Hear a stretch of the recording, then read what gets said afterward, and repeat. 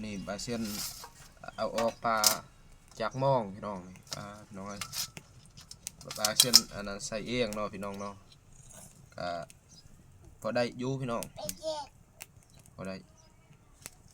4-5 ตัว6 ตัวยูพี่น้องปลาพี่น้องมีแต่ตัวใหญ่ๆพี่น้องปลาจาดพี่น้องจาดโอ้พี่น้องอยู่นำศิลน้องเนาะใส่หม้องนี่บ้าพี่น้องแซ่บๆเลยแหละนี่พี่น้องปิ้งเนาะแซ่บนี่นี่โอ้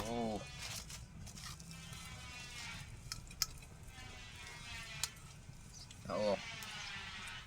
ปลาจากหม้องพี่น้องสุดยอดเลย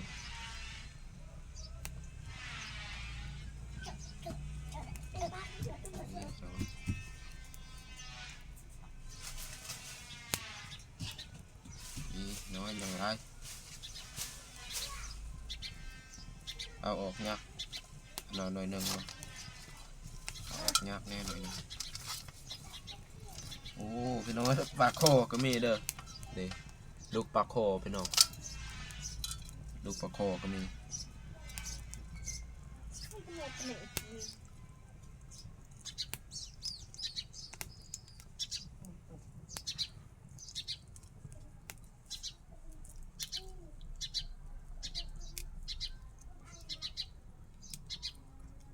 โอ้ไม่ได้คืออันนั้นยาก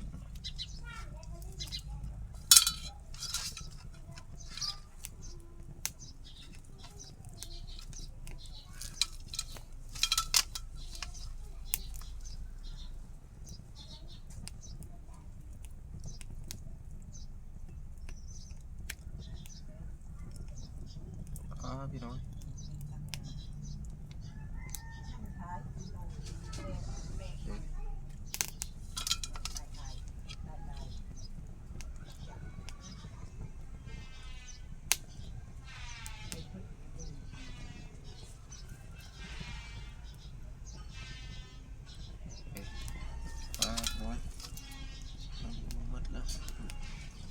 หมดแล้วนี่ร้อยนี่1 2 3 4 5 6 ตู้พี่น้องก็ได้อยู่เนาะ